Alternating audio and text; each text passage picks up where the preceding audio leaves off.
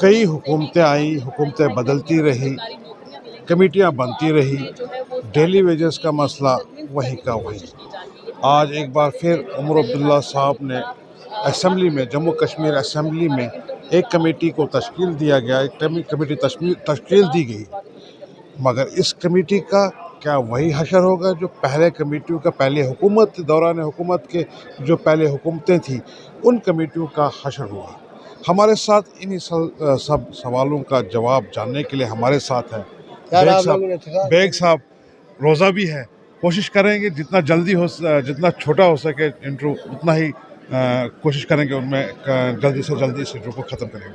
Bag साहब, आज फिर कमेटी, कई हुकूमतें आई, कमेटियाँ बनी, डेली वेजर्स को लेकर हशर वही का वही, आज फिर एक बार फिर कमेटी बनाई गई है, क्या कहना चाहते हैं? जो मौजूदा कमेटी है इसकी एक ज़रूरत है, इसकी एक कानूनी ज़रूरत है, आईनी ज़रूरत है, क्योंकि 2019 के बाद जो रीऑर्गेनाइजेशन एक्ट है उसके बाद सारे SROs वगैरह वो बदल गए। इसकी 3 वजूहात हैं ये कायम करने की। पहला ये कि हम देखना चाहते हैं कि कितने इस वक्त डेली वेजर्स हैं जो एग्जिस्ट करते हैं, ज़मीनी सतह पे काम कर रहे हैं, एक। दूसरा ये है कि इसकी फाइनेंशियल इम्प्लीकेशन क्या होगी, कि आप जब किसी को परमानेंट करेंगे तो कितना पैसा आपको दरकार है, 2। और तीसरी बहुत ही अहम मुद्दा ये है कि जो आपको इन लोगों को परमानेंट करने के लिए वसाइल दरकार हैं, उन रिसोर्सेज को कैसे आप मोबिलाइज़ करेंगे, कहाँ से लाएंगे। तो इस कमेटी का मैंडेट ये होगा कि इन 3 चीज़ों पे काम करें और उसके बाद फिर एक इस मामले का हल तलाश करें, ताकि जो एक्सप्लॉइटेशन होती रही है उन लोगों की जिनकी वजह से ये रियासत चलती है।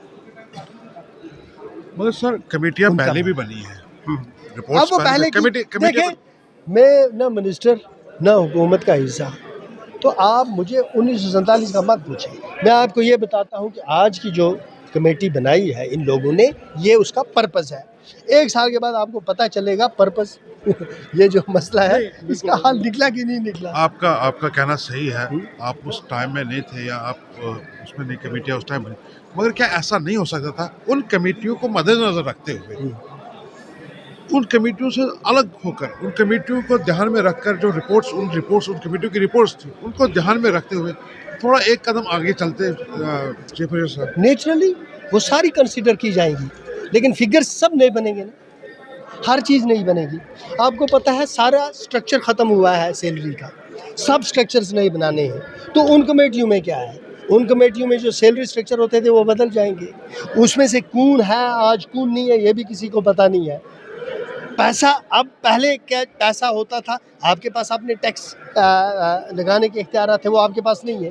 तो मौजूदा हालात में जो ये 3000 करोड़ या 3500 करोड़ या 2500 करोड़ जो भी बनता है, इसमें जो आपके पास ये पैसा आता है इसको किस तरह से लाएंगे और किस तरह से इनको फराहम करेंगे, ये जो इनका हक है आईनी और कानूनी, उस पर ये कमेटी काम करेगी। सर हमने देखा कि चीफ मिनिस्टर जो हमारे उमर अब्दुल्ला साहब है, उनका ये कहना हमने सुना कि जो फ्लोर में उनने असेंबली में बोला कि हमारे पास जो इनकम है वो काफ़ी कम है, 37,000 या 3700 करोड़, मैं पूरा तरह उसकी जानकारी नहीं दे पा रहा हूँ, और साथ ही साथ जो हमारा खर्चा है वो 7700 करोड़ है। उसके बाद फिर जब ये इस नौबत आएगी, ये बात चलेगी रेगुलराइज करने के लिए इन डेली वेजेस को, क्या इतना बोझ हमारी स्टेट संभाल पाएगी? क्या उस बोझ के तले वो, मैंने कहा ना कमेटी क्या है, कमेटी तो चीफ सेक्रेटरी साहब की इसीलिए तो है कि ये रिसोर्सेज कैसे मोबिलाइज हो, जो इनको परमानेंट करना है इसके लिए पैसा चाहिए ना, आएगा कहाँ से? तो ये कमेटी उस पर ही काम करेगी। अगर ये इतना आसान होता है तो इसी बजट में क्यों नहीं होता?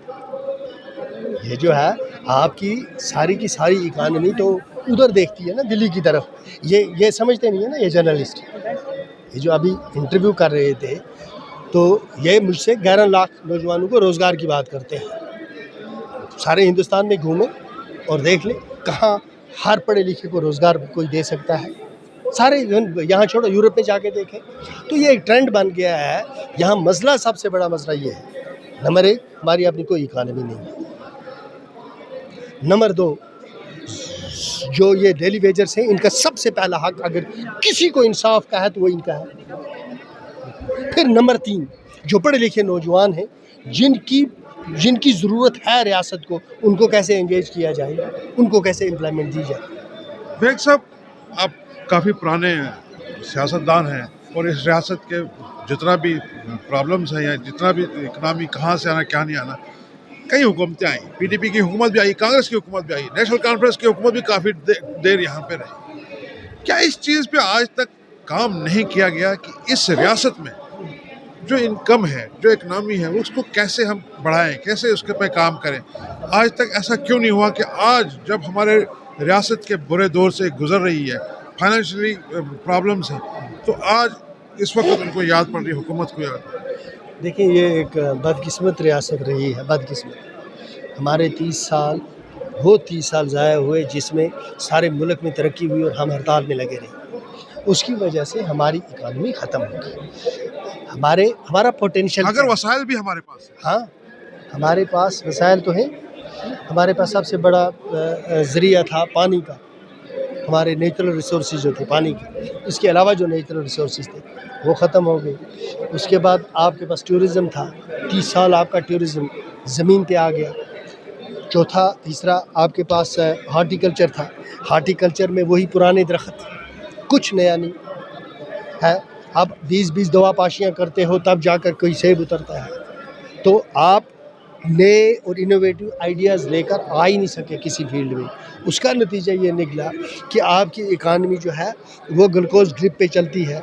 दिल्ली जब तक ग्लूकोज चलाएगा तो आपको पानी अंदर आता रहेगा, वो ड्रिप बंद करेंगे तो आपका नब्ज़ जो है वो भी बंद हो जाएगा।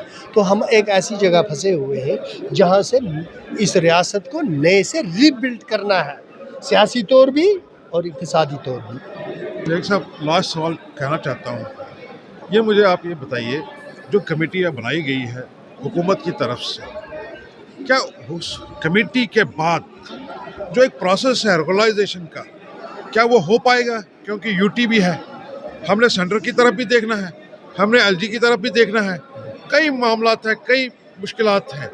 क्या ये हुकूमत आश्वासन दे पाएगी कि हम डेली वेजर्स को रेगुलाइज कर सकते मुझे हैं? यकीन है अल्लाह के फजल से कि अगले बजट में इसका कोई ना कोई हल निकलेगा। शुक्रिया, शुक्रिया।